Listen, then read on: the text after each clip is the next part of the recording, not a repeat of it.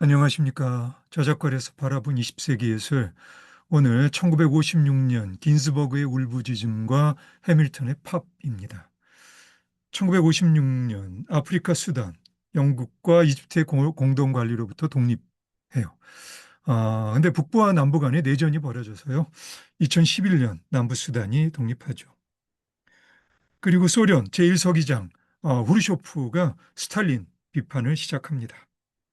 그리고 이집트 나세르는 스에즈 운하를 국유화하고요. 이스라엘은 시나이 반도를 침공합니다. 그리고 소련 군대가 헝가리 혁명을 진압하죠. 1956년에 독일 건축가 발트 그로피우스가 괴테상을 수상을 하는데요. 그 수상 연설 중에 한 문장입니다. 오늘날 일반 대중과 창조적 예술 사이에는 깊은 심연이 가로막고 있어 마치 예술가는 사회에 굳이 없어도 되는 사치품인 양 그 미적 가치는 이해받지 못하거나 과소평가를 받고 있습니다. 이런 맥락에서 1956년 영국 작가 콜린 윌슨이 철학적 에세이집 아웃사이더를 출간합니다. 콜린 윌슨은 구조적으로 주어진 조건 속에 갇힌 저작거리 보통 사람들의 경계 너머에서 출구를 찾는 구체적인 사례들을 실존 인물들과 소설 속의 인물들을 통해 비교적 소통 친화적인 방식으로 윤곽을 잡는데요. 세상을 있는 그대로 꿰뚫어 보기 위해 세상에 생생하게 열려 있음과 동시에 익숙한 것과의 결별, 그리고 항상 긍정적으로 깨어 있으려는 마음가짐.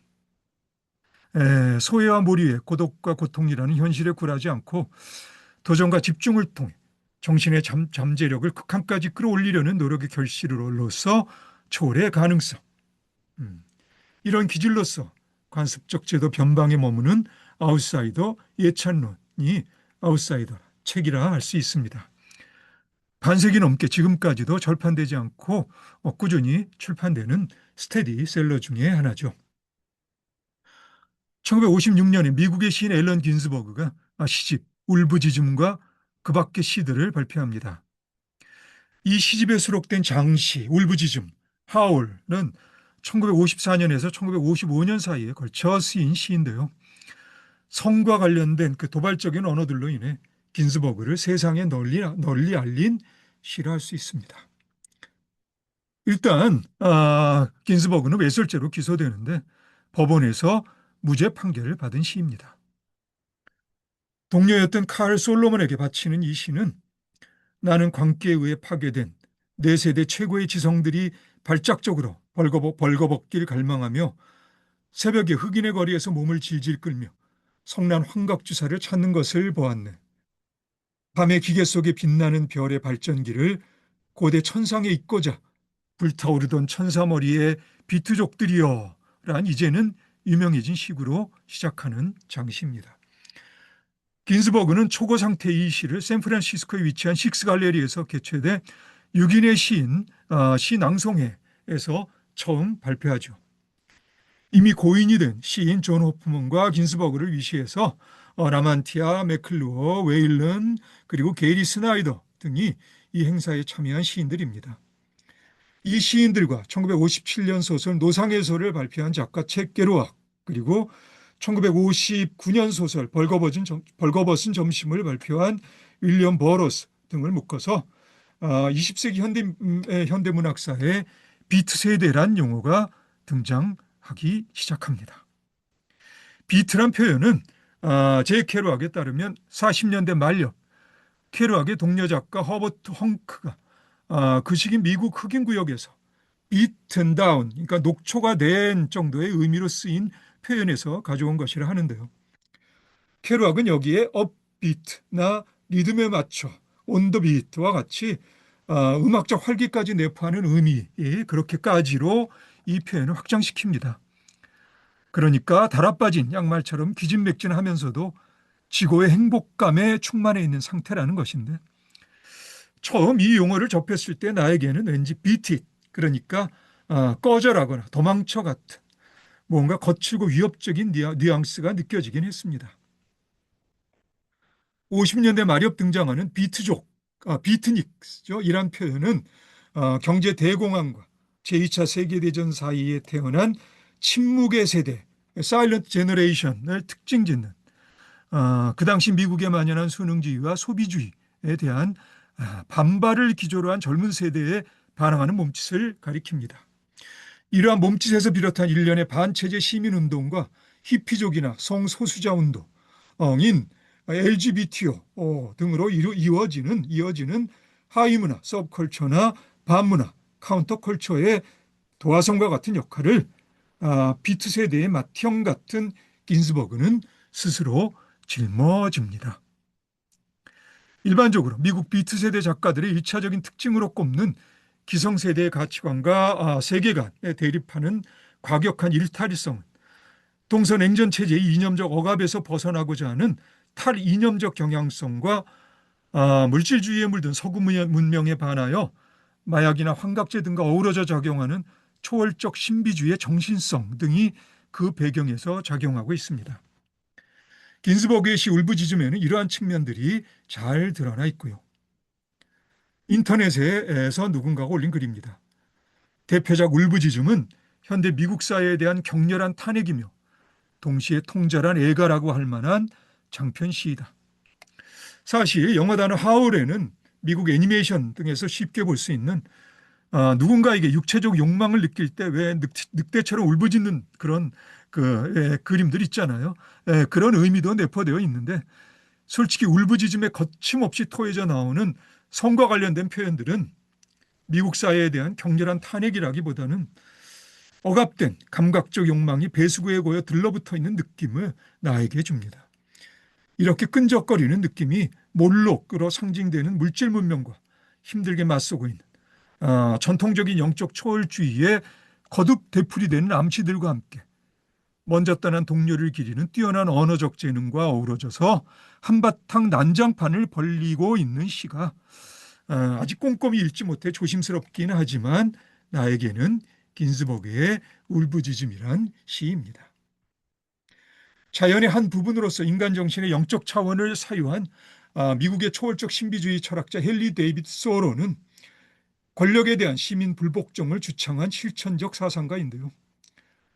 그의 글입니다. 문학에서 우리를 매혹하는 것은 야성뿐이다.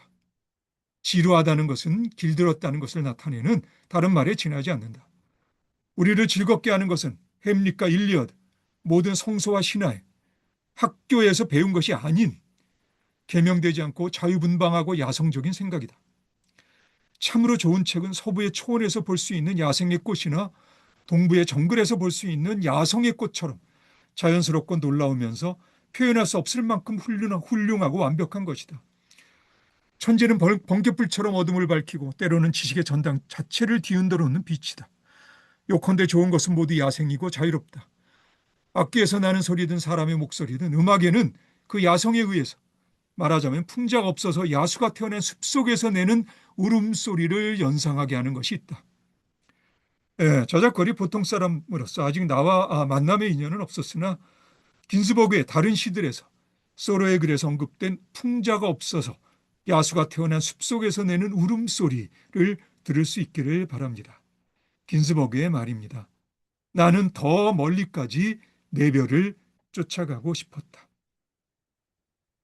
1956년 영국 런던에서 개최된 전시회 이것이 내일이다. This is tomorrow에서 영국의 미술가 리처드 해밀턴이 콜라주 작품 오늘의 가정을 그토록 색다르고 멋지게 만드는 것은 무엇인가를 발표합니다.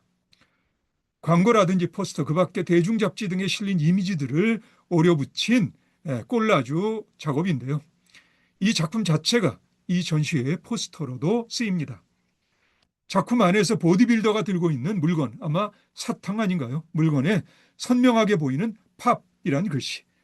그래서 이 작품을 첫 번째 팝 아트 작품으로 간주하는 경향이 있죠.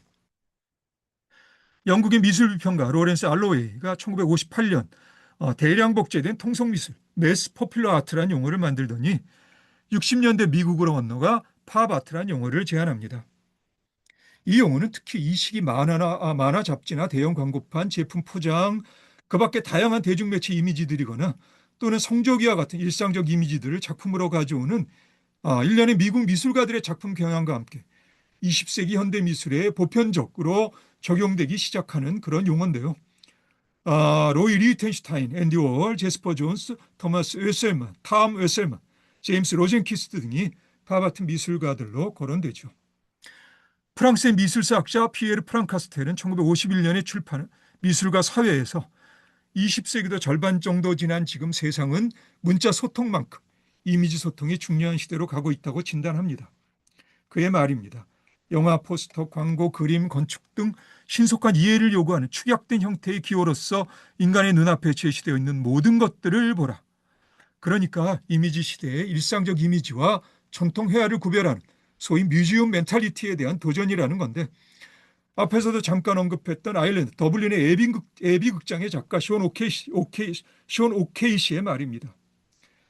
예술은 비보편적인 방식으로 보편적이어야 한다. Art should be common in an uncommon way. 내 생각에 앤디 워홀은 재능 있는 디자이너입니다. 디자이너로서 그의 재능은 그가 작업한 벨벳 언더그라운드 앤 니코의 음반 자켓 디자인만 봐도 분명하죠. 하지만 미술관에 소장된 그의 작품의 의미는 저작거리 보통 사람인 나에게는 여전히 오리무중입니다. 만화가 예술이라 생각하는 나로서는 그래서 만화가 전통적인 의미의 문학이거나 미술이어야 할 필요는 절대로 없다고 생각하죠. 따라서 만화의 한 장면을 크게 확대해 그려서 미술관에 전시한 리히텐슈타인의 작품은 아직도 나에게는 애매모호합니다. 이렇게 일상적 쓸모를 벗어나서 미술관으로 들어오는 팝 아트의 재반 경향은 나에게 미술은 보편적인 방식으로 비보편적인가?